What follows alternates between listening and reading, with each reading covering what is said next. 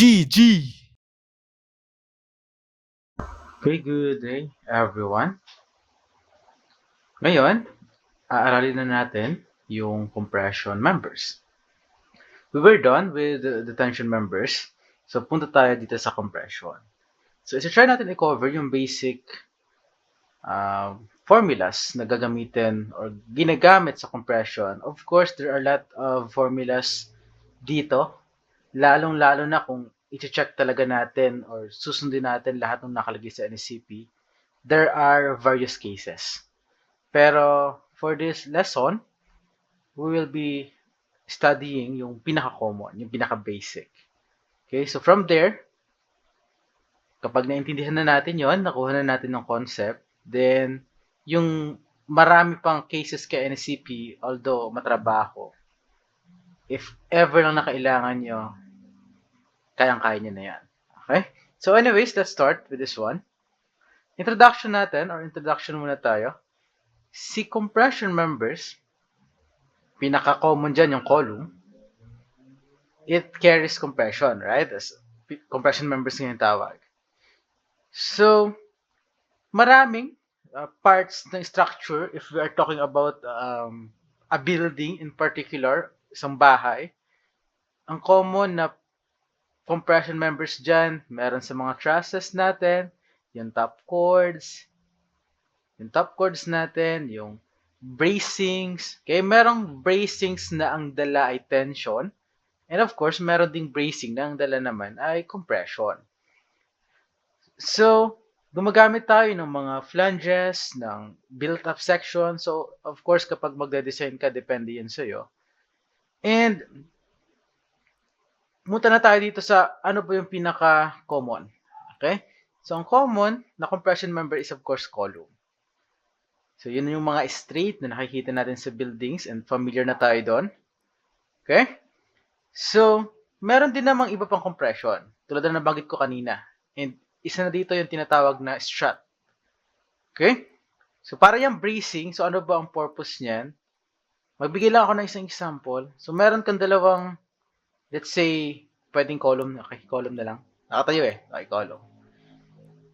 Sa building naman, hindi naman laging ang kinikerry lang na load ng ating structure is pure downward. Right? Hindi naman puro pababa. Imposible naman na buong buhay ng bahay mo na yan, ang mga loads niyan, puro gravity load. When we say gravity load, di ba downward si gravity load? Of course, merong earthquake, merong wind, and usually, yung ganong type ng loads is horizontal or hindi sila tulad ng dead loads or live loads na pababa. Therefore, anong effect nun sa building? Sidesway, di ba? Tatagilid. So, naglalagay tayo ng strut. So, ang purpose naman niya, para itong dalawang building na to, if ever meron ding wind dun sa kabila. Okay, so kabila may nagtutulak, paloob, on the other side, meron din. So, para hindi sila dumikit or alam mo na yung mangyayari, mag-kiss silang dalawa dyan, maglagay tayo ng nakaharang. Okay, of course, ayaw natin gumalaw kumbaga, ayaw natin mag-deform ng sobra yung elements natin kasi hindi okay yon.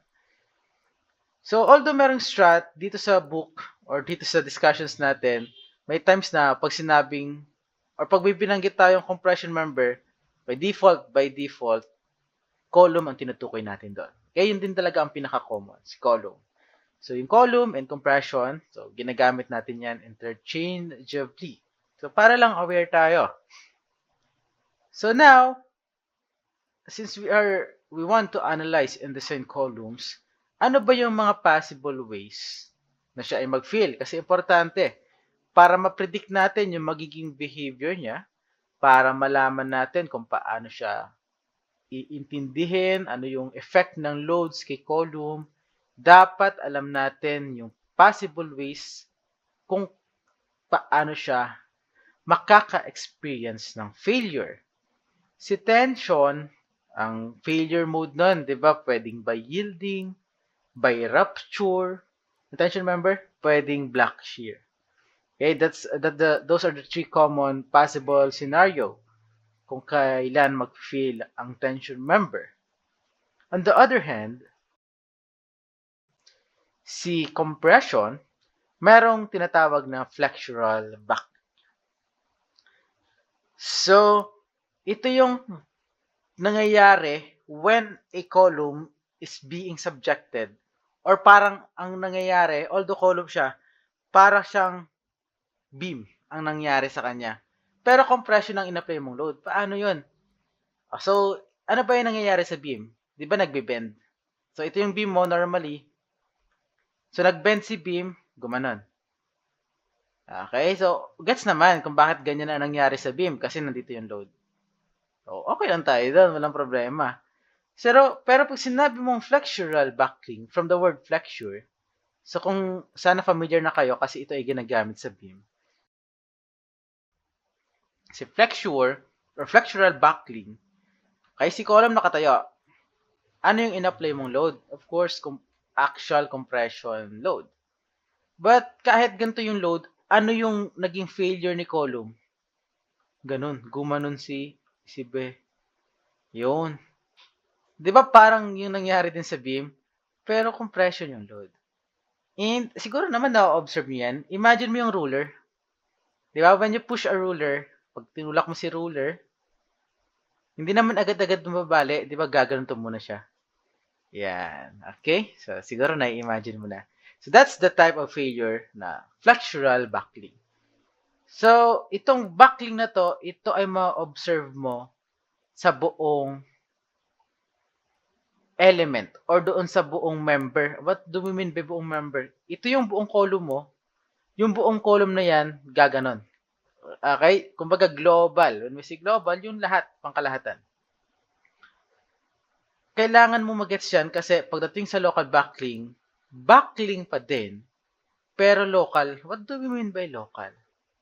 For example, yung I-shape natin, yan. Merong certain instances na itong buong shape mo, okay pa naman. Alin lang yung nag-feel? Itong flange lang. Nag-curve si flange. So, kailan po nangyayari yan? Okay, there are times na yung flange mo, di ba manipis yun? Manipis lang yung flange. So, aminin natin o hindi, actually, ganito talaga yung nangyayari in actual. So, yung loading natin, hindi naman pure compression yan.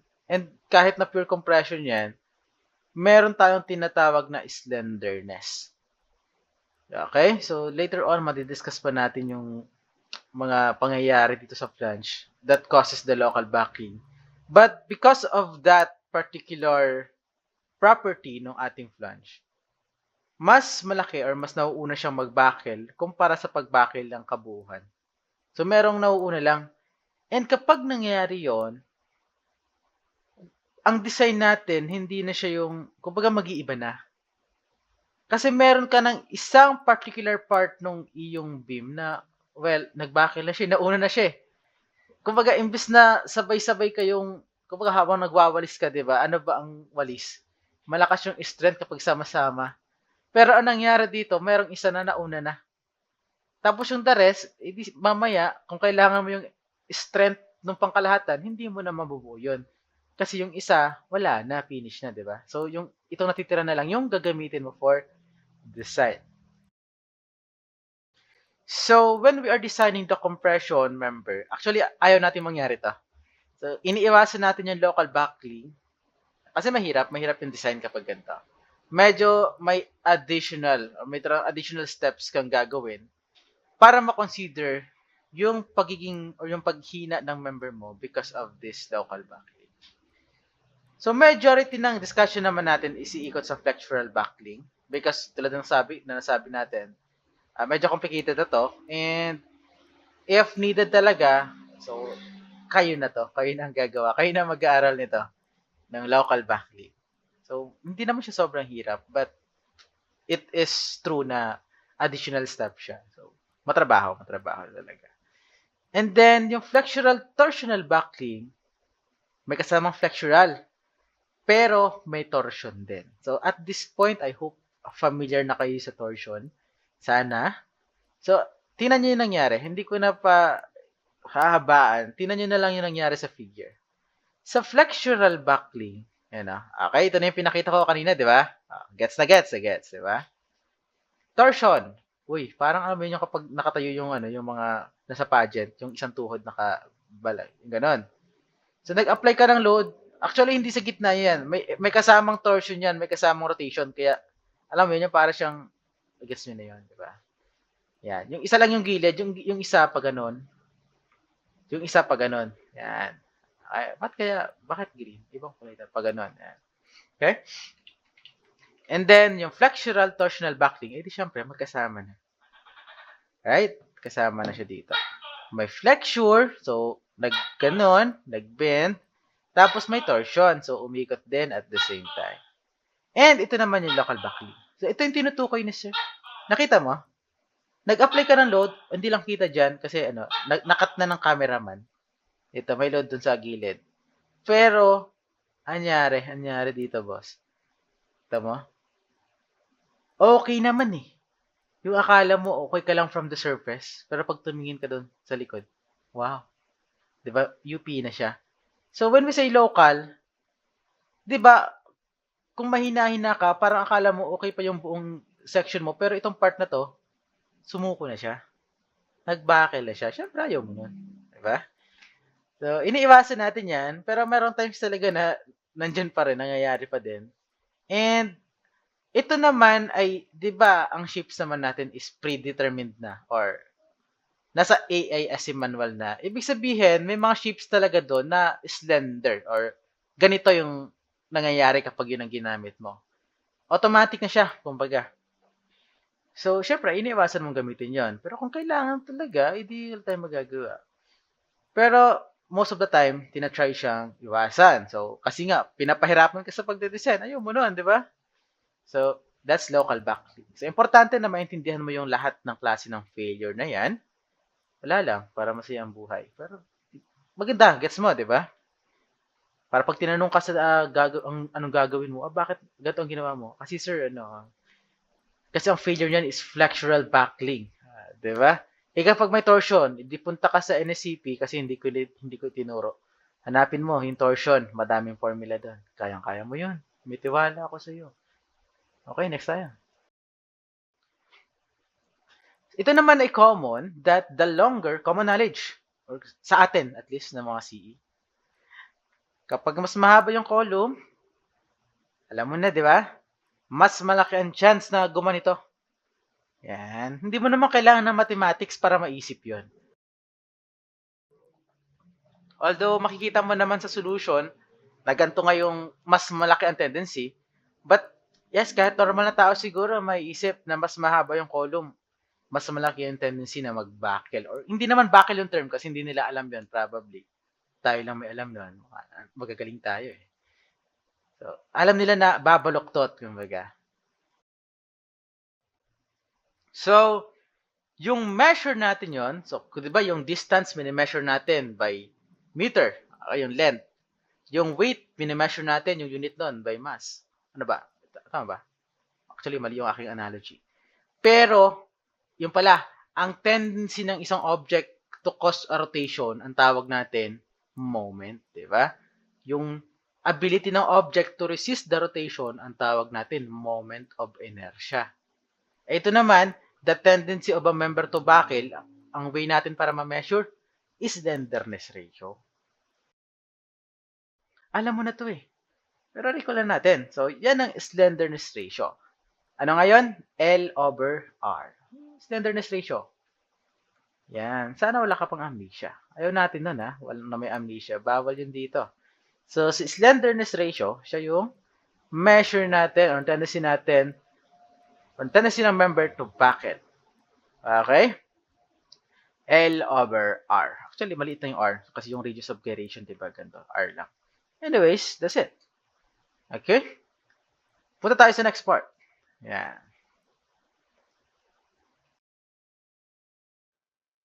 Okay, punta tayo sa mga sections na ginagamit natin para sa mga columns. Siyempre marami, di ba?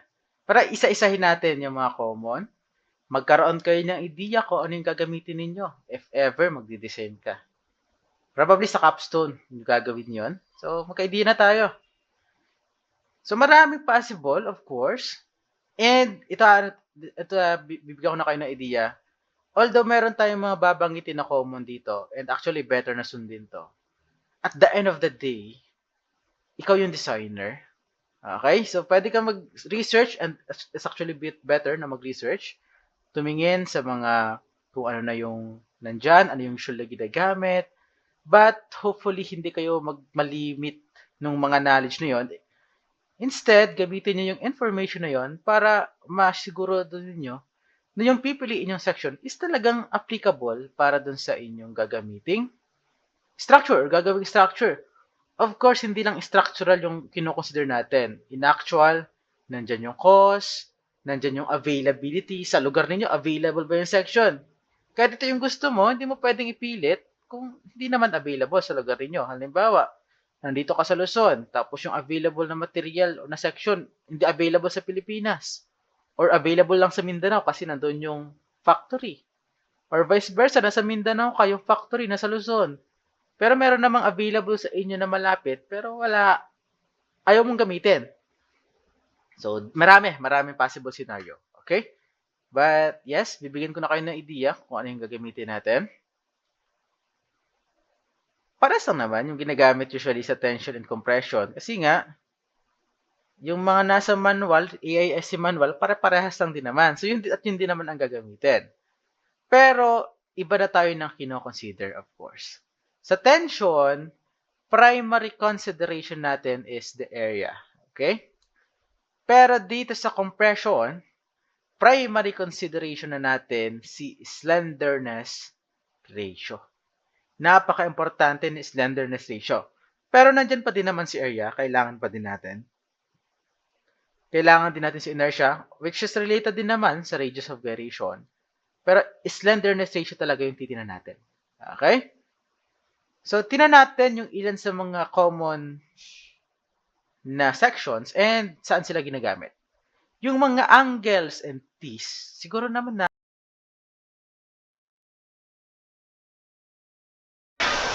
ayun, naputol. Sorry, naglag yung utak ko nag-utak ng laptop ko. Yan, sigurado, itong mga angles and T's, siguro naalala nyo naman yung mukha, di ba? Yaan nyo na yun, naglag yung laptop, tinatabad na ako yung cut eh. So, ito yung angle, ito yung T. Yan. So, tandaan nyo, good sila for bracing. Yan. So, kung bracing lang naman, braces sa building and trusses. Actually, common sa trusses. Makikita niyo yan sa mga truss. Sana bilang CE, ugaliin nyo nang tumingin sa mga structures. So, habit ko na din yan ever since nung college ako. Pag may nakikita akong structure, kahit yung normal lang, chinecheck ko yung mga ginagamit nilang members out of curiosity. So, common yan sa mga trusses, yung angle. Okay, yung T, yes, halimbawa, kailangan mo pa ng mas mataas na radius of gyration. So, ginagamit natin si T. Minsan, pag hindi available si T, angle lang talagang meron sa market, pinagdidikit natin. Kasi pag pinagdikit mo yung dalawang angle, di ba, mukha ding T. Pero, syempre, iba na yung magiging diskarte mo doon. Kasi, kailangan mong ipag-connect. So, pwedeng i-welding mo pa or i-bolt mo. So, medyo hassle, pero, ayun, kung wala ka talagang choice. So, mga bagay na i-consider ninyo kapag nagde-design kayo. So, yung double angle, yes, ginagamit din yan. Okay, yun ang sinabi ko kanina. Minsan, naglalagay ka ng gusset plate. Paano yan kapag may gusset plate, sir? So, ito yung angle mo, di ba? Dalawa sila. Hindi mo basta-basta ipagkoconnect yan ha, tapos sarap na ng buhay mo. Lalagyan mo ng plate sa gitna. Pero hindi lagi. Kailan lang? Kapag bolts. Ayun. So, pwede nyo i-research kung bakit, pero ang primary reason dyan is yung shear. Alam natin na magkakos ng shear yan, and also, kapag wala kang nilagay na plate, yung magiging distribution ng stress is not balanced, and also, actually, medyo hindi ako confident kapag ganito lang eh, imagine. Tapos may bolt dito. Parang itong dalawang to, possible silang ang mangyari sa future ganito. Pakita ko yung possible na mangyari ha. Di ba kanina pantay sila? Although hindi pantay ang drawing ko. Yan, biglang maging ganito. Alam mo yun? I-suggest ko na lang. Pero nakita mo yung nangyari? Gumano, no? Yan. So, ayaw mo yun. Ayaw mo mangyari yan. So, bakit ganyan? Kasi hindi naman yung, kumbaga may limitation si volts. Lumuluag din yan. Hakatakot yun actually. So, pero mas okay kapag plate. Okay? So, merong plate na mag-connect pa sa dalawang yan. And yes, safer siya. Safer. So, kailan po natin pinapayagan na ganito? Yan. So, pwede nyo namang i-research para mas maintindihan kung bakit required siya. Na nakadikit lang kapag welding. So, welding. Weld mo. So, kasama yan sa specifications kapag designer na kayo or nagdi-detail kayo ng mga structural. Although, syempre sa actual, marami pang pasikot-sikot yan. Hindi ko naman gina-generalize na ito talaga yung ginagawa. But, it's just to give you an idea. So, for sure naman, once naging designer na kayo, matututunan niyo talaga yung mga masalimuot na buhay ng pagiging structural designer. Pero for now, it's enough na magkaroon kayo ng idea and explore nyo muna yung mga bagay-bagay kung paano mag-design. So, I will give you an idea. You do your research para ma-expand yung knowledge ninyo. Yan, sa structural tees, yan. Ginagamit yan sa roof trusses. Yes, roof trusses talaga yan lahat. Si angles and tees. Ayan. So, mas okay talaga si structural tee if need mo ng mas malakas na member compare kay double angle. Siguro naman, hindi na kailangang explain, di ba? So, iba yung strength nung from the get-go magka-connect na kaysa dun sa pinag-connect mo lang by welding or by bolts. So, magkaiba yun, guys. Mas gusto natin yung diretso na. Okay? Next, yung mga channels. So, si channels, common to sa mga purlins. Ginagamit siya sa column, pero actually, hindi talaga sobrang ganda kasi nga, alam mo naman yung shape, di ba? Ganun. Pakita ko sa nanay mo. O, ganito ang shape, oh. Di ba? So, kung ginawa mong column yan, medyo pangit talaga tingnan or pangit siya in actual. Unang-una, hindi balance yung strength. What do we mean? Yung inertia. Kasi may bending din pong dinadala ang mga column. Okay, later on, i-aaral din natin yon, hopefully maabutan. Yung beam columns. So, may dalang bending. So, kapag ganito kasi, hindi balance, may isang side na, well, malakas yung inertia. Yung kabila, mahina. So, pangit. In general, pangit talaga. So, ayaw natin yung ganong klase ng variable sa columns. Kaya mas gusto natin yung mga I-shape. Yan. Actually, itong I-shape, medyo alanganin na din siya sa column. Pero okay lang naman. Ginagamit pa rin to. Nakikita natin to sa mga columns. Or probably hindi niya to makikita kung buo na yung building. Kasi tinatabunan to ng cladding. Or minsan sinesemento. So, inaharangan nila yan. So, from outside, para siyang column na normal. Alam mo yan, yung normal na column. Pero, sa totoo lang, sa loob nun, steel pala yung gamit. So, common yan ay beam or ay I-shape as a column. Ginagamit din sa bridges. Kung makikita mo yung pedestrian bridge dyan sa gilid, I din yung ginagamit or W-shape din. So, common yan. Okay, although hindi equal yung R value sa both axes, kapag dinedesign naman natin or nagde-design tayo, kino-consider naman natin both yun. Both ng direction, yung RX and yung Y. So, check mo both kung okay ba sila. So, kasama sa design yun ha, yung magkaibang axis, kasama sa i-consider yan. So, hollow structural section, sana okay kayo dyan, yung ganon. Hollow, so okay to kasi nga, yan, malinis. Ang kagandahan pa dito, lalo na yung yung square, yung rectangle goods lang naman. Pero kung magko-column ka, mas preferable si square most of the time. Kasi all sides, kita mo naman, pare-parehas yung strength. So hindi mo kailangang mag-overthink na baka sa side na to mas mahina sa kabila, ganon. So pare-parehas kasi. Yun nga lang, medyo mahirap to sa mga connections. Halimbawa, mayroon kang beam. Usually yung beam naman, 'di ba, ay din kung steel ka. Paano mo i-connect?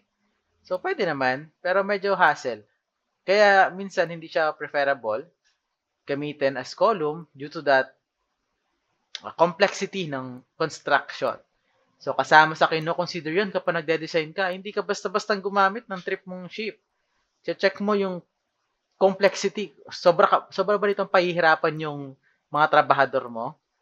Diba? So, maapektuhan yan yung project management ninyo kapag sobrang tagal. And again, kapag na-stretch yung days ng tagal ng inyong pagka-construct, syempre, ganun din si cost. So, consider nyo yan kapag nade-design na kayo, ha? Okay? Punta na tayo ngayon sa mga development ng column formulas. So, yung mga nauna introduction yon, dito na tayo sa medyo may malapit-lapit ng solving, pero malayo pa sa katotohanan. So, ito ay na-discover ni, or unang gumawa ng paper dito ay si Peter Van. Yan. Dutch mathematician. Pero, nakalimutan siya kasi ang pinaka sigma, yung nagsimula talaga ng lahat dito, si Euler. Okay? Swiss mathematician din. And siya yung unang nakapag-print, nakapag-publish ng paper. And particularly, yung tinutukoy niya dyan, kung ano yung importance ng backlink sa column. Diba? Kumbaga, sa column siya yung nakadiscover nun. So, meron siyang na-derive na formula. Siyempre, hindi na natin i-derive yun. Kaya tanggapin mo na lang. Pero kung gusto mo ng derivation, marami dyan sa internet. For sure, meron kayong ma-research. Pero feeling ko naman, hindi nyo na-aaralin yun. Pag hindi lalabas sa exam, hindi mo aaralin, di ba? So, wala yan. Kung gusto nyong aralin, hanapin nyo lang. Pero, ito yung na-derive niyang formula. Ayun. Note natin na itong formula nito is applicable lang. Hindi na natin i-explain. Tanggapin mo na lang. Ito ay applicable lang sa elastic range. Nasaan yan? Sa stress strain diagram, yung straight line, di ba? Yung part kung saan ang ratio ng stress sa strain ay constant. Okay? Huwag kayong mag-alala. Sa discussion naman natin, sa mga problem naman natin, part with regards sa column, sasabihin naman. Okay? So, huwag kayong matakot. Although binanggit natin na applicable lang siya sa elastic region, wala yan masyadong effect sa discussion. So, malalaman niyo yan later on. And actually, kahit lumag pa siya doon, meron naman tayong formula din, yung NSCP, para sa ganong case. So, huwag kayong matakot. So, ito yung formula na na-develop ni Idol. P is equal to pi squared EI over L squared. Eh, galing, di ba? So, na-derive niya yan. Na-derive niya. So, sinusulat natin yan, medyo iba ang pagkakasulat. Bakit? Kasi yung I dito na part, yan, kino-convert natin or pinapalitan natin. Alam natin na yung I or yung R na lang is equal to the square root of I over A. Yung radius of gyration. So, kung hindi alam, di alam mo na ngayon. Okay? So, baguhin natin ng slight, magiging, so, square natin both side, magiging R squared is equal to I over A, tapos lipat mo yung A, ito na magic, I is equal to AR squared. Okay? Hindi ko na i-derive to, kaya nyo na to, third year na kayo eh. So, ito yung inertia mo, palitan mo lang yan, yung I doon. Okay, magic, di ba? Yung I magiging AR squared. So, AR squared. Gusto mong ilagay sa ilalim. Bakit? Gusto nating i-point out or gusto kong maipakita or gusto kong maipakita sa atin ni Euler itong part na to, yung L over R. Kasi yan na si slenderness ratio. Saan galing yung L over R? Di ba po, meron tayong, sige na, pakita ko na, parang hindi kompleto yung araw ko kapag hindi ko pinapakita ang derivation. So, pi squared E, yung I doon magiging AR squared over L squared. Diba? Equal sa P. So, itong A naman siguro dito, gets mo na, diba? Nilipat lang natin dito sa kabila. Okay? Yung R. Dahil nasa numerator siya, this one is also equivalent to L squared over R squared. Tama? Tama. Tama yan. Okay, algebra. So, labas mo lang yung square. Ayun, magic. Ito na yan. Pi squared E. So, yung A, lilipat sa ilalim ni P. Tapos yung R, pupunta sa ilalim ni L. Okay? And this formula, yung P over A is equal to pi squared E over L over R squared. Ito rin ay tinatawag nating effective, or, hindi pala effective, Euler buckling stress. Yung FE. Okay? So, tandaan mo na yun, yung mga formula na tumatagos sa utak mo. FE, Euler buckling stress. Okay? Sige. So, yan lang ang formula natin sa ngayon. Solve tayo ng problem para ma-break in na natin yung utak natin. Okay, so meron tayong sample problem. Itong ating W12 by 50 na shape is kailangan mag-support ng 145 kilopounds. Ang length daw ng column is 20 feet. Both ends are pinned. And then, wag mo daw muna problemahin yung mga resistance factor. So, i-check lang natin kung stable siya. So, paano natin i-check?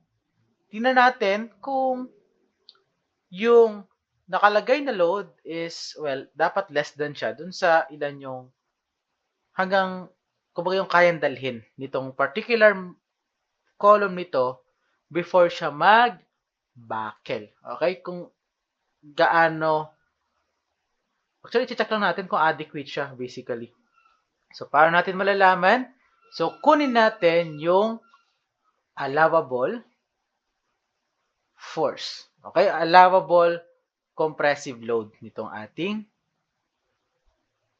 column. Using this, well, isang formula pa lang naman na discuss natin. So, ito na yung gagamitin mo. So, kailangan natin ng L over R. Yung E, alam mo na to, di ba? So, yung E ng steel is 29,000 KSI. Okay? So, kung hindi pa alam, ngayon alam mo na. So, uluhin mo yan, ha? Ayun na pa. Area. So, minsan hindi to given. So, ito kasi hinanap ko na to, kaya nandito. Pero, usually, hinahanap mo pa yan dun sa manual. So, yung area ng W12 by 50 is 14.6. Yung RX, yung about x-axis, 5.18. Yung RY, 1.96. Okay? So, may length tayo, 20 feet. Right? So, okay ka na sa length. Okay ka na sa area. Okay ka na sa E. Okay ka na sa pi. Wala na, finish na to. So, makukuha mo na si P. Dahil P ang kailangan natin dito. So, sir, dalawa yung R. Anong pipiliin? So, when we're talking about strength, ano ang consider natin? Yung mas maliit, di ba? Laging ganon. So, kung meron tayong dalawang axis, merong X and Y axis, kapag beam, no question yan. Halimbawa, ganito yung beam mo. Yan. Ito yung kapag naka-cross-sectional view. Tapos, kapag naka-isometric, ganyan. So, kapag beam, automatic, dahil nandito yung load, ito ay inertia about Y ang chinecheck mo. Kasi ganito yung orientation. Or, I'm not sure if Y or X. I believe it's X pala. About X. Inertia about X. Yung mas mataas, yung stroke axis. So, IX. Automatic. Kasi, nandito yung load eh. Okay? Pero kapag column, dahil patayo na yung column, both axis is kailangan mo nang i-consider yung X and yung Y axis. Eh, saan po sa dalawa? Yung mas mahina, yung RY. Kasi siya yung mas maliit. Okay? Itong R na to, synonymous niyan sa strength. Paglaki ng R, ibig sabihin, ano ba ang formula, di ba? I over A. So, ibig sabihin to, pag mas malaki yung I, mas malaki si R. And ano ba si I? Resistance sa rotation, yung inertia. So, pagtaas ng inertia, pagtaas ng resistance sa rotation, sa bending. So, gusto mong malaki yan. Eh, nagde-design tayo. So, doon tayo sa mas mahina para safe tayo, di ba? So, 1.96 ang gagamitin. Wala na. So, P, ilipat na natin yung area sa kabila, ha? So, pi squared area and then L over R squared. Wala na to, guys. Pikit ka na, ha? Ano yung E? Yan na. Ano yung pi? E di pi squared. Ano yung area? 14.6. Ano pa ba? Ano yung L? 20 feet. Uy, naka-feet. Okay, times mo sa 12 para naka-inch na siya. Inch na to, ha? Okay. Over R, 1.96. Squared. Ilan kaya to? Calculate ko lang, ha? Kung aalis. So, 29. Okay, pina-forward mo naman to, eh.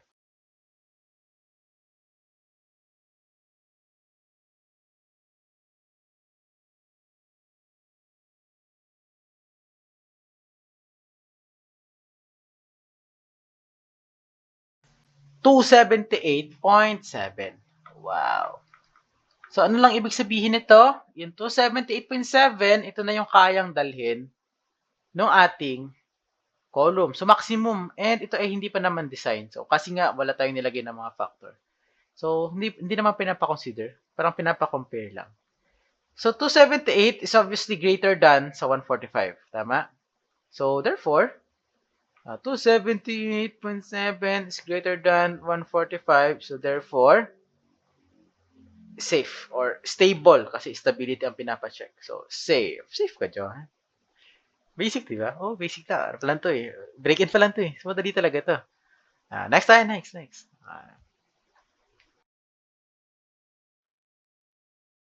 So, next problem. Meron tayong W10 by 22. Ginamit natin siya as column. Okay? Ginamit natin as column. So, gamit na ang Euler's formula, ano yung critical backing load? So, load. Magkaiba yan sa stress. So, kapag stress, Fe. Kapag load, yung P. So, lagyan na natin ng CR para critical. Yan, PCR. Okay? So, critical backling stress is Fe, pwede ring FCR. Makikita niyo yan. Or, kapag sinasabi talaga critical, actually FCR talaga dapat yung term. So, later on, makikita niyo yan. So, sinasabi ko na in advance para hindi niyo mapag-mix yung dalawa. Okay? So, ano yung critical backling load? Check mo yung given. Meron tayong proportional limit. So, meron tayong E. Okay? Actually, Fy to. Yan, Fy. So, meron tayong Fy. Ano pa ba? Meron tayong given na section. Tapos, meron tayong length. Okay? So, itong properties dito, so, ni-research ko na to. So, meron tayong area ng W10 by 22. May Rx and Ry. So, ito naman ay repetitive lang para lang makuha ninyo yung pattern. Okay? So, P is equal to pi squared E A over L over R squared. Yan. Para makuha nyo yung pattern. So, siguro naman kayang-kaya na ito na. So, pi squared, 29,000. Area ay 6.49. L is 15. So, naka-fit yun. So, gawin mo inch. Over R, 1.33. Alam na ha, yung mas maliit. Okay? Squared. Wala na. Tapos na problema mo dito. So, pi squared times 29,000 times 6.49 over 15 times 12 over 1.33 squared. At 101 point, excuse me, 101.41. Okay? So, 101.41, ilan to? Ilo pa. Okay? So, actually, yun yung sagot. Yan yung sagot. Diba? Ang pang kids lang. Okay? So, ganun talaga yung steel descent. Diba? Madali lang. Madali yan. So, mas dali ito eh. Sa pandali nito eh. Yeah. Basta intindihin nyo ang basics. Okay? So, punta tayo sa sunod na part. Okay? Ito naman yung effective length of columns. So, end restraint and effective length of columns. So, kino-consider natin to dahil depende sa support ng ating column, mag-iba ang kanyang loading capacity. Bakit? Well, depende kasi sa column mo, yung buckling effect will differ. Paano? Check natin tong nasa figure. Consider natin na ang ating connection is pin or yung ating support. We are aware that the pinned support allows rotation. So, nakita mo yung nangyari nung nag-apply tayo ng load. Dahil pin both support, taas and baba, yung buckling natin or yung effective length natin, buong column natin. Okay? So, yung effective length talaga, ang ibig sabihin niyan, distance between the points of zero moment in the column. Pero mas tinitingnan ko tong effective column this way. So ito yung length ng column na kung saan doon lang nagsisimula yung pagbuckle. Or dito kasi may mas technical term, ito yung the distance between the inflection points. So nakita mo yung dito sa fix. Straight pa siya tapos biglang nag-curve. So bakit iba po kapag fix sa pin? So si fix kasi hindi siya nag-a-allow ng rotation. So once nag-apply tayo ng load dyan, so magbabakil yan eventually of course. Dahil fix nga ito, nakakatulong yung pagiging fix niya para hindi mag-curve sa part na yon yung column. So, ang nangyari, dito pa sa part na to, siya nagsimulang mag-curve. So, meaning, itong part lang na to, itong length lang na to, siya lang yung nag-buckle. Ibig sabihin, kung ito yung total length, yung effective length, yung length kung saan doon nag-start yung moment, doon nagkaroon ng curvature, doon nagkaroon ng buckling. Ito lang. Ayan. Kaya doon na papasok yung effective length factor. Kaya example na natin, kapag both connections or support is pin, ang effective length factor is 1.0. Effective length factor na K. So kapag pin pala, so walang problema. So 1.0 naman, ibig sabihin yung total length mo, yun na din si effective length. Pero kapag fixed, nakita mo, 0.5. So in actual pala, hindi natin nagagamit yung buong length. Kalahati lang nun yung nagbabakil kapag fixed. So 0.5. So itong mga factor na to is nakuha by experimentation, laboratory. So wag nyo nang masyadong problemahin kung saan galing. Sasauluhin nyo yan. Okay, so hindi na to given sa board exam or sa exam din natin, hindi na yan binibigay. So, sasauluhin mo yan. And ito naman kapag fix and yun, pin. So, titingnan mo yan. I-check mo, 0.7. So, obviously, sinabi naman dito na obvious, kapag mas maliit yung effective length ng ating column, mas maliit ang chance na siya ay mag-fail due to lateral buckling. Kasi nga, related yan sa length, yung pag-fail ng ating column. Kumbaga, sa slenderness ratio. Okay? So, now, kapag mas maikli yung length, mas mababa yung slenderness ratio. Diba? Kung mas mababa ang slenderness ratio, mas maliit yung chance na mag-buckle. Okay? So, that's the effective length factor. So, nandito yung iba't ibang cases. So, meron tayong 6. Meron tayong fix, fix and pin, fix and roller. Nakita mo? Gumagano, no? Gumagalaw. Okay? Pin and pin, fix and free end. Kapag free end, para siyang cantilever pero nakatayo lang. Nakatayo, hindi beam. So, para siyang cantilever pero column. Diba? And then, pin and roller. Okay? Roller. So, 2.0. Okay? So, sir, dalawa to. May theoretical, merong design. So, saan po sa dalawa ang gagamitin? Theoretical ba? Or design? So, ang gagamitin mo dito is yung, well, ang usual na ginagamit dyan, in actual talaga, is yung design value. Okay? So, si design value.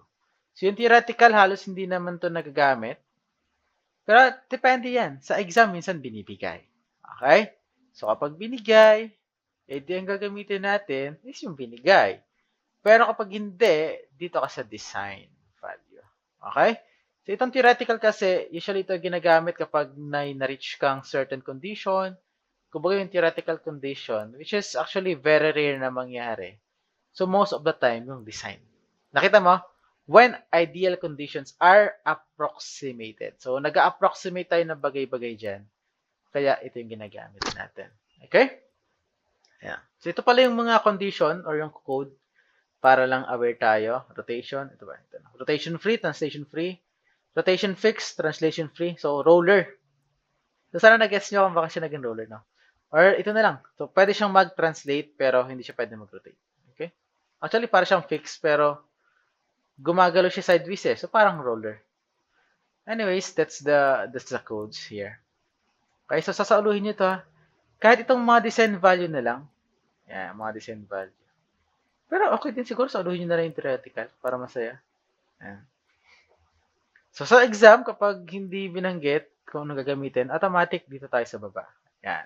Pag binalian ni sir, kasi theoretical ang ginamit sa solution, sabihin nyo, sir, di ba, no? Sabi mo design. Di yun, design tayo. Okay? So, okay na yun na, okay na yun. Yun lang naman ang nadagdag. Meron na tayong effective length factor. Ay, sir, saan pala isisingit yan? Dito, flashback, dun sa L over R. Lalagyan mo yan ng K dito sa Gedley. Yan na. Magiging KL over R. So, pinakita ko lang para alam mo. Yan. Diyan or dito. Yan. Yan. Dito. Yan na. Imbis na L over squared, yun na. KL over R. Okay? Para alam mo na kung saan siya ilalagay. So, hopefully, hindi overwhelming yung nangyayari. We are trying to take this one step at a time. Punta tayo sa next. Dami, no? Oo. Dami talaga. Puro concept muna tayo ngayon. After nito, puro problem naman. Problem solving.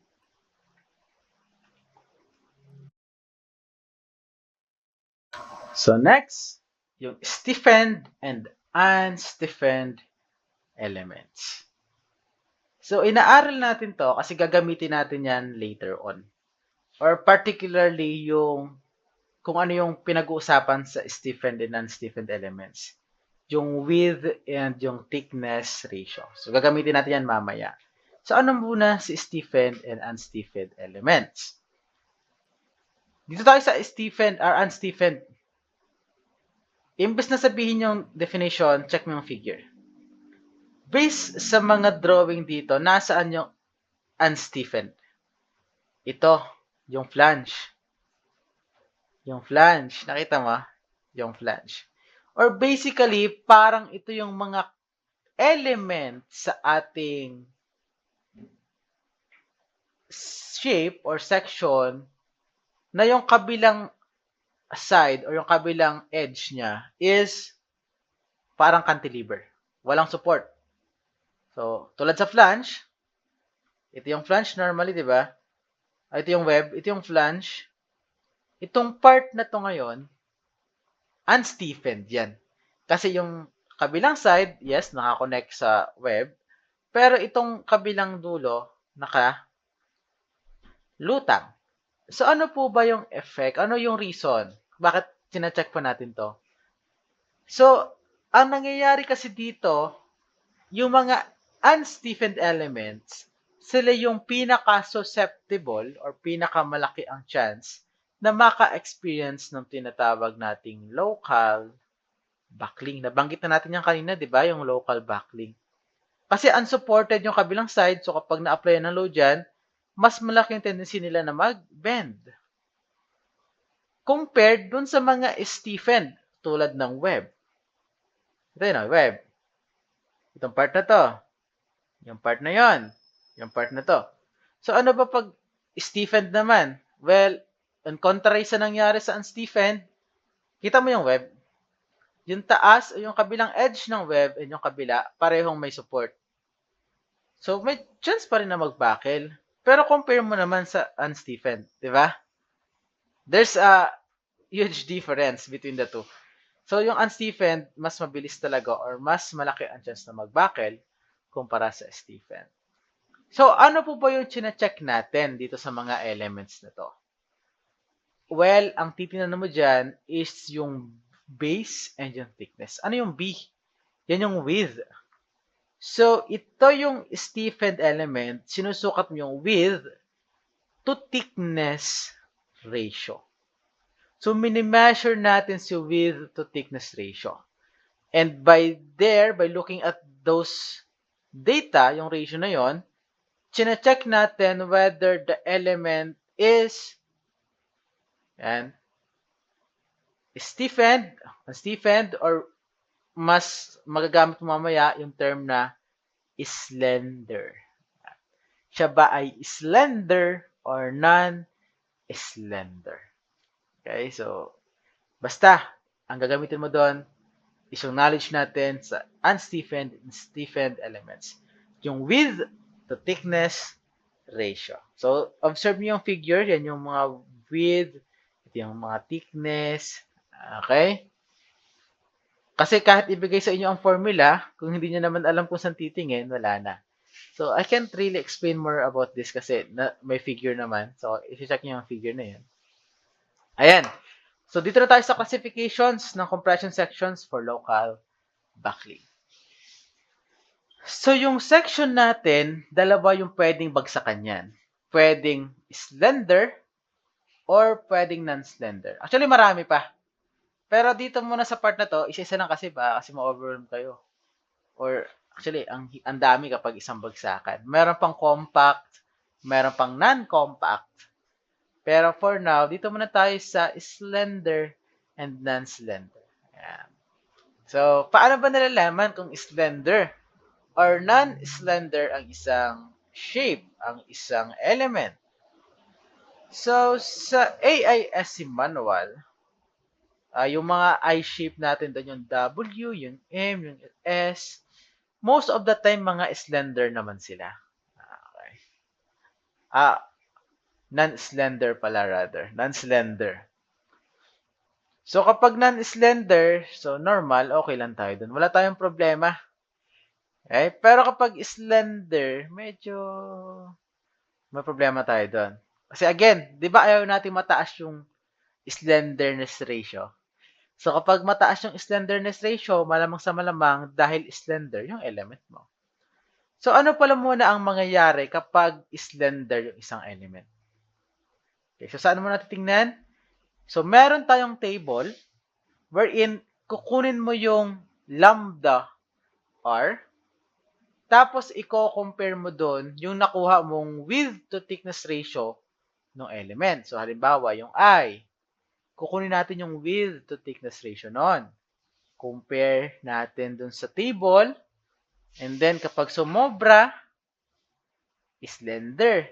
Kapag hindi sumobra, non-slender. So, bakit mahalagang i-check kung non-slender o slender? Kapag slender kasi, di ba nasabi ko na, mag-fail siya by local buckling. Kapag ganun ang nangyari, hindi natin magagamit ng buo yung strength ng ating material. Bakit nag-yield na kasi? Meron ng part na nag-yield. Kumbaga nauna yung yielding kumpara dun sa buckling. So, kung titingnan mo yung stress-strain diagram natin, ano ba nangyayari doon? Di ba proportional limit muna bago mag-yield? So, sana naaalala yung stress-strain diagram. Pero anong nangyari dito, bago ka pa makarating sa full yield strength mo, merong mga nauunang element, merong mga element na nauna na. So, hindi sabay-sabay ang ibig sabihin. Kung ganun, ang pangit nga nun, kahirap i-design nun.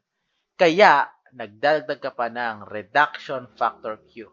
So, ito na yung sinasabi ko kanina na madadagdagan yung steps. Pero wag niyo munang isipin yun. Kasi dito sa discussions natin, focus tayo sa non-slender. So, kung sakaling gusto nyong aralin si slender, meron naman tayong NSCP para aralin siya doon. Basta gets mo na kasi, ang kagandahan kasi kapag okay ka na sa non-slender, dahil, guys, lahat ng steps same, dadagdagan mo lang ng Q. Okay? So, ang problema mo na ngayon, paano kunin si Q? Kaso may formula din siya. So, okay din, di ba? Direct sub yan. Anyways, yan. Sa pag-select ng shape, so kailangan natin ma-check kung siya is slender and non-slender. Yan. Para sa shape selection. So, kaya common yung W kasi nga kadalasan sila yung mga non-slender, kumbaga. Diba? So, kita mo naman yung web natin, stiffened yon. So, kapag stiffened yung element mo, mas maliit yung chance na maging slender. Kasi yung slender, synonymous yan sa buckling. So, yung buckling, kapag meron kang unstiffened elements, yung naka-expose lang, naka-cantilever lang, mas malaki ang chance or mas susceptible siya sa backlink. So, common talaga yung W shape kapag kailangan mo ng inertia or bending ang kino-consider, backlink. Okay na okay yan. Yan. And, yan. So, yung mga HSS kasi natin, made siya entirely lang stiffened. Bakit? Paano po, sir? Paano nyo nasabi? Di ba ganito? Yun, ano ba ibig sabihin ng stiffened? So, itong element ba na to? Both side ba niya merong nakakonect? Yes. Itong element na to, both side meron? Opo. Lahat. Unlike dito sa flange. Di ba? Yung kabila, wala. Okay. Kapag HSS, lahat. Kaya, goods na goods talagang gawing compression member yang HSS. Kaya, makikita nyo na yan, common na yan sa mga bagay-bagay sa mga lugar yung HSS. Dahil, stiffen siya, hindi siya slender. Okay? Maliit ang chance maging slender. So, ito na yung table. Okay naman, itong table naman na ito, wag nyo nang sauluhin. Kapag kailangan sa exam, bibigay ko naman. So, need nyo parang i-gets kung paano gamitin.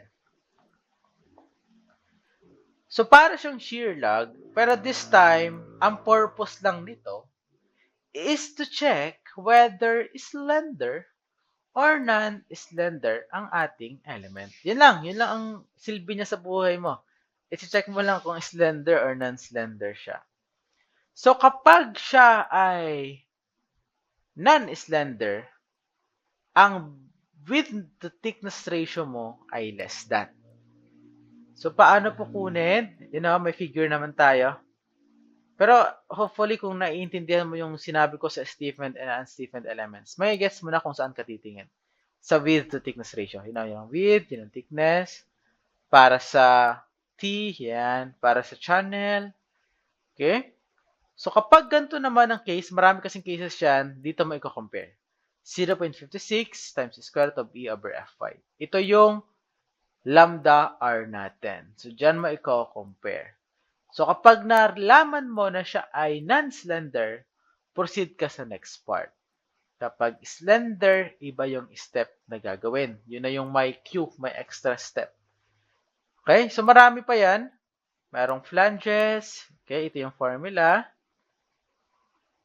And, merong flanges of built-up I-shaped sections and plates or angle legs. Ito yung madalang naman magamit, kaya wag yung problemahin. Ano po yung mga common? Yung mga I, yung case 1. Yung mga I-shape, di ba? Yung case 3, nangyayari din to. Although rare naman. Yung mga angles, double angle. Yung stem of this, nangyayari din to, pero madalang. Yan, yung webs of doubly. So, ano naman po ang ginamit dito? Nakita mo? H over thickness ng web. Saan po yan? Itong loob. Yan naman yung part na stiffen yung element. Siyempre, check nyo pa rin. Ito, yan. Nakita mo? H over T. Pero note mo na yung tinutukoy dito is yung clear distance. What do we mean? Meron kasing part dito na or merong mga member na merong fillet weld. Or meron ding member na kumbaga meron pang curve kasi dyan. Tingnan mo yung curve dito sa part na to. May curve pa. Yan na. So, yung H na tinutukoy dito is yung clear spacing. So, tatanggalin mo yung part na may curve pa. So, wag naman kayong masyadong ma-overwhelm. Kasi, mayroon naman tayong given sa AISC manual. So, kailangan mo lang hanapin and dapat alam mo kung paano siya kunin from the properties na nasa manual. So, meron din tayong para sa walls. So, ito naman ay hindi na sauluhin. So, hindi ko na iniisa-isa masyado. Ang importante, makita mo yung figure and ma-realize mo kung paano siya gamitin. Okay? Ano pa ba? Marami pa pala. Meron pa tayong flange na merong plate sa taas. Okay, nakita mo yun yung base, yung thickness. Pero ang tinutukoy dito is yung cover plates. Yan. Okay? Ano ba? Actually, ito mga nasa dulo, mga bandang dulo, madalang na mangyari to.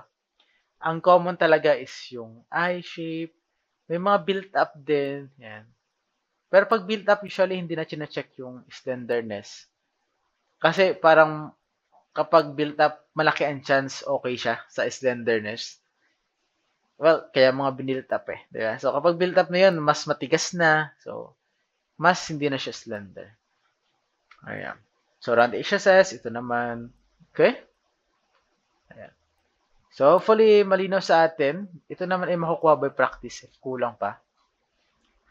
So, basta kapag nakaka-overwhelm, try nyo munang kalimutan siya. Okay? Kapag nagsolve na tayo ng problem, recall mo na lang, okay, ito pala yung purpose ng mga hotdog nito, ng marami nito. Basta tanggalin mo muna sa isip mo na kailangan mong sauluhin yung formula kasi hindi naman required sa uluhin. Malaga, alam mo kung paano kunin yung mga B and T. Kasi yun lang naman yung kailangan mo dyan. Yung E, yung FY, marunong ka na yan. Alam mo na yan. So, yung B and T lang yung kailangan mo. Tapos yung H, tapos yung T over W sa webs. Okay? Note mo ha, clear spacing yung H. Clear spacing. Anyways, next, long, short, and intermediate columns.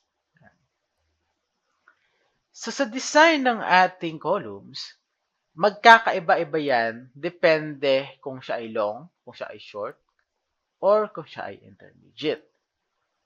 Bakit? Kasi magkakaiba yung failure na na-experience nila. Kapag long, ito na yung nangyayari o ito na yung na-discuss natin earlier, yung Euler. Nagpi-fail siya by flexural buckling. So, yun si long. Kapag short naman, ang failure na nangyayari dyan, yan yung crashing usually. Siguro, or sana nakakita na kayo, or actually mas okay na hindi. Ibig sabihin kasi nang hindi, safe pa yung nakikita nyong building. Kapag ganito yung failure, and usually yung gantong failure sa mga short columns yan, hindi siya nag-buckle kasi yung buckle pa ganun eh. Pero yung sobrang bigat niya na, tumaba na siya sa gilid. Alam mo yun? Ayan. Yan na, gumano na siya. Okay? So, yun yung nangyayari sa short. So, ang gusto ko lang i-point out, magkaiba sila ng failure. So, kung magkaiba ng failure, hindi pwedeng same yung formula. Kasi nga, iba yung nangyayari, di ba? So, sa tension, kapag failure sa yielding, iba yung formula. Kapag failure sa rupture, iba yung formula. So, yun lang yung point dito. And, syempre, ganun din sa intermediate. Okay? So, ano yung mga long columns? So, kapag long columns, so, na-predict na ni Euler formula yung failure ng long column. So, may na-develop na siyang formula para doon. Sa short column, katulad siya, or hindi na siya katulad nung nangyayari sa long, so iba na yung formula dito. And sa intermediate. Pero, ayan, komplikado kung masyado tayong focus dito. Ang gagamitin natin is yung ginagamit sa NSCP. Si NSCP kasi ay merong provisions para sa design and sa analysis ng ating columns. Mapa long, mapa short, mapa intermediate. Meron kang susundang formula. Okay? Yun na yung next step. Tila natin. Yo. Okay, so ito ay galing sa NSCP 2015. Okay, ito na yung latest version. So, meron kasing 2001. Actually, yun ang ginagamit sa board exam. Pero, dito tayo sa bago. Kasi, old na yun eh. Old version na yun eh. Eventually, mga few years from now, mafe-phase out na yung ginagamit sa board exam ngayon. So, dito tayo sa 2015. Step by step to. So, susundan mo yung step by step, okay ka na. Okay? Problema mo na lang kapag medyo binigyan na extra yung problem ninyo. Kung wala naman, finish na to. So, katulad ng tension, para makuha ang design strength and allowable strength, kukunin mo yung nominal and then lalagyan mo ng safety factor or ng resistance factor. So, hopefully, okay na tayo doon. Okay? Ayan. So, yung nominal compressive strength daw natin shall be the lowest value obtained according to the limit states of flexural buckling, torsional buckling, and flexural torsional buckling. So actually, meron pa tayong formula for torsion and flexural torsional buckling. Ito kasi ay ito yung mga paunang section ng compression members, design ng compression members sa NSCP. So, mahaba to, pero hindi ko na nilagay lahat. So, focus lang tayo sa flexural buckling. So, kung gusto nyo aralin tong dalawa, so actually dapat aaralin din to, pero hindi na natin kayang i-cover lahat yan. And worry not, hindi naman ito lumalabas sa exam, at least for now, hindi mo siya lumalabas. So, kung kailangan nyo, edi aaralin nyo na lang later on. Pero, at least may background na kayo. Yun naman ang goal natin. Okay, so hindi natin na-expect na 100% genius na gets na natin agad.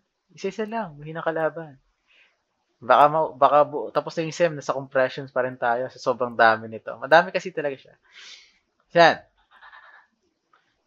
For doubly symmetric and singly symmetric members, the limit state is applicable. So, huwag na masyadong i-overthink to. Okay?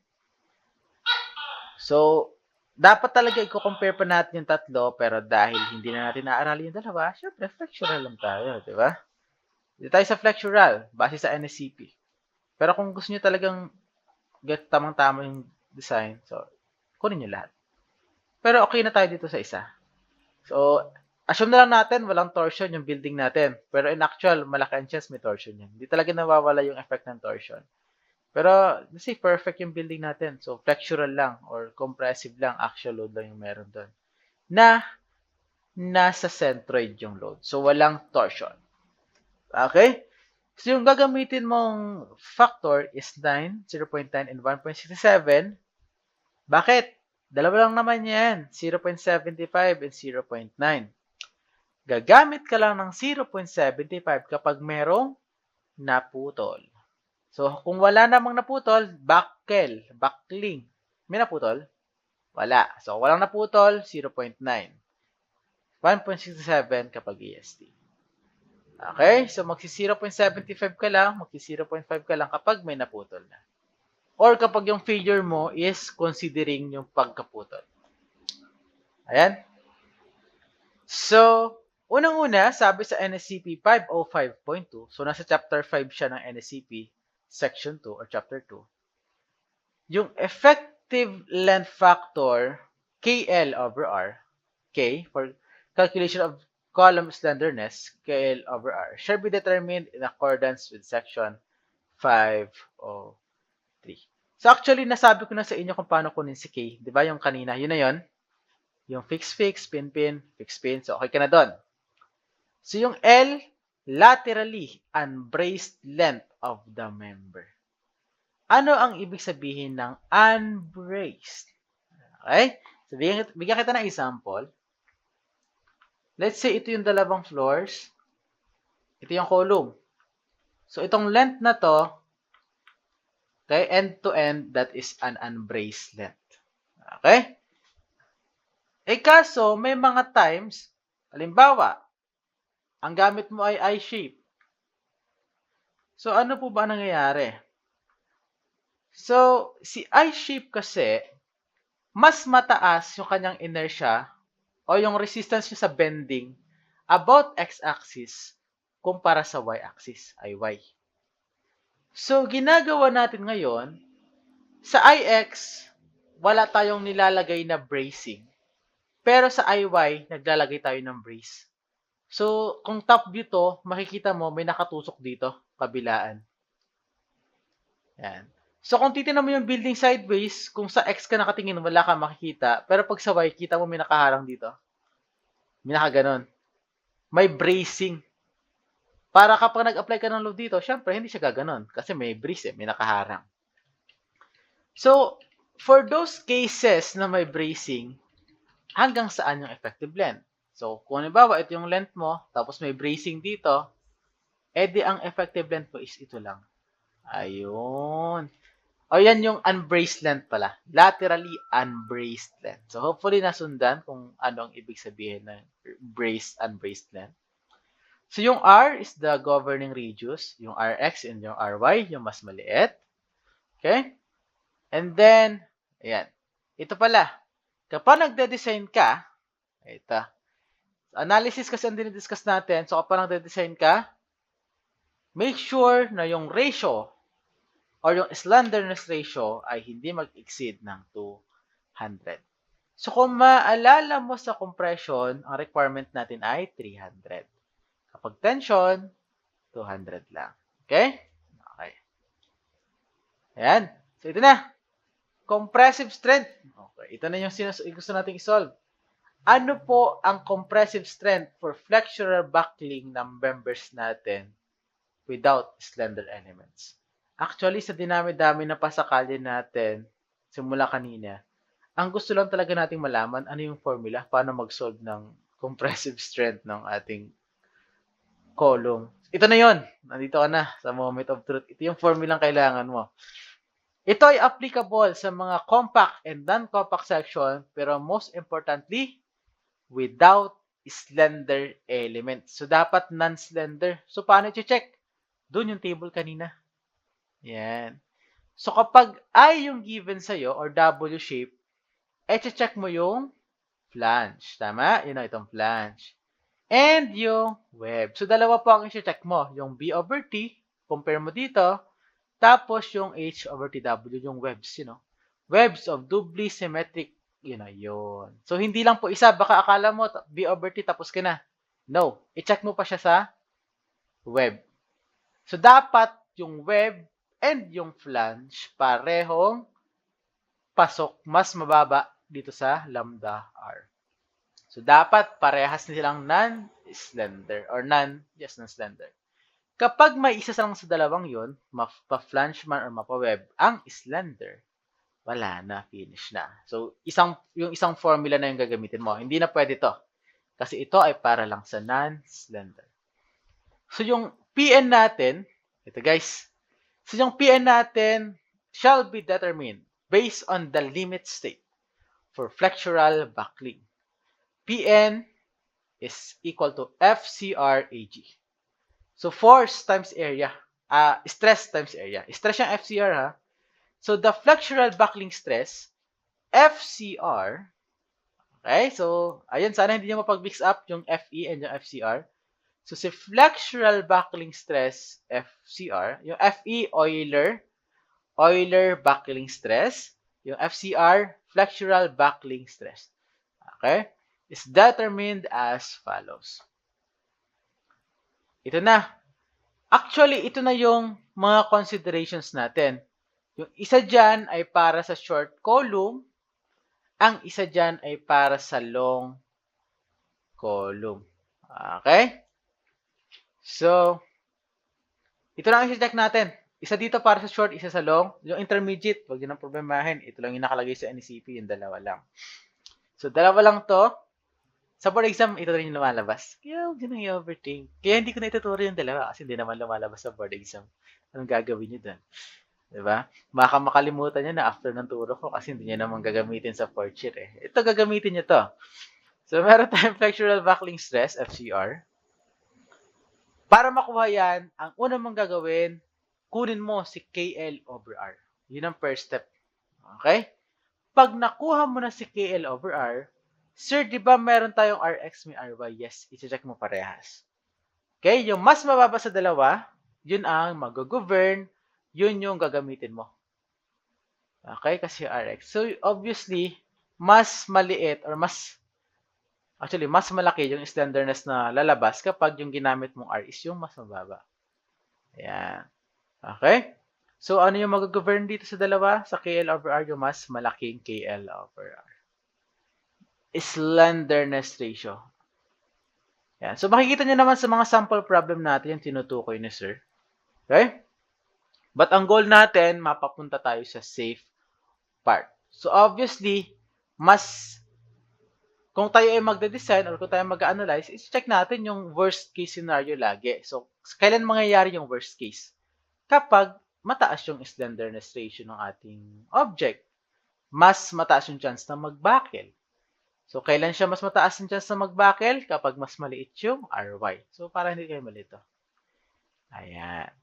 And then, kapag may KL over R ka na, nakuha mo na yung governing KL over R, compare mo sa 4.71 square root of E over F Y. Okay? So, check mo lang kung siya ay less than or siya ay greater than.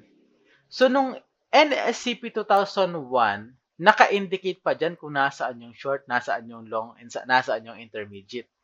Pero ngayon, hindi mo na kailangang i-check kung siya ay long, siya ay short.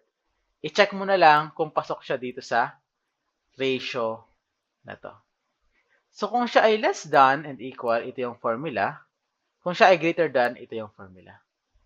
So, step-by-step procedure to. So, kailangan mo masauli yung step. Kunin mo muna yung formula. Kunin mo si KL over R. Compare mo sa 4.71. Kapag mas maliit, punta ka dito. Kunin mo si FCR using this formula. 0.658 raised to Fy over Fe. Yung quantity nun, multiply mo sa Fy. Kapag nakuha mo si FCR, multiply mo sa area ng gross area ng ating section, yun na yung nominal strength. Kapag greater than yung KL over R, ito naman, ayan, ito na, FCR is equal to 0.877 Fe. Okay? Ayan. So, actually, itong 0.44 Fy, ang ibig sabihin nito, kapag less than ka dyan, ibig sabihin mas mababa ka sa proportional limit. Okay? Kapag mas malaki ka sa 0.44 Fy, mas mataas ka sa proportional limit. So, meaning, kapag mas mababa, nasa elastic range. Kapag nasa elastic range, long column. So, yun lang. Pero hindi nyo kailangang, kaya hindi ko na masyadong sinasabi yun. Hindi nyo naman magagamit yan. Kasi ang kailangan nilang matandaan is yung formula itself. Okay? So, anyways, kung gusto nyo mag-gets, pwede nyo namang i-research. Yan. So, you have the Fe na ngayon. Para pala sa Fe, kasi hindi natin nasabi, sir, may Fe dyan. Ito na yun sa Fe. Yun. Ang tawag naman sa Fe ay elastic critical buckling stress. So, iba siya dun sa nauna. Actually, same lang. Ayan na, pi squared E over KL over R squared. So, ito naman ay naituro na kanina. So, ito na yung Euler natin. So, elastic critical buckling stress. Yun din yung tawag. Okay? So, hopefully, nasundan kasi ito lang talaga yung kailangan mong tandaan para sa flexural buckling limit state ng ating compressive members. So, ulitin ko yung summary natin yung steps. Ito yung formula. So, obviously, before ka mag-start, check mo muna kung slender or non-slender. Okay? So, papractice nyo yun kasi kasama sa chine-check yun. Kapag nasigurado mo na non-slender, punta ka dito sa kasunod na part. Check mo yung KL over R. Kapag less than, ito ang formula ng FCR. Kapag greater than, sa 4.71, square root of E over Fy, ito ang formula. Kaso kailangan na Fe, ito ang formula. Tapos, ang problema mo. Diba? Ayan. So, ngayon, ang problema nyo, paano kayo maghahanap ng problem na mahihirapan kayo? Kasi sobrang dali ng mga problem. Baka matsuka sa sobrang dali ng mga problem. So, hahanap ka ngayon ng problem na manginginig ka sa hirap. Kasi ang dali kahit anong ibigay na problem sa'yo, sobrang dali. Ayan. So, itong mga problem na to, i-discuss natin yan sa sunod na part. Ayan. Guys, thank you so much class for listening. And see you sa kasunod na part. Mga problem solvings. Okay? Bye-bye.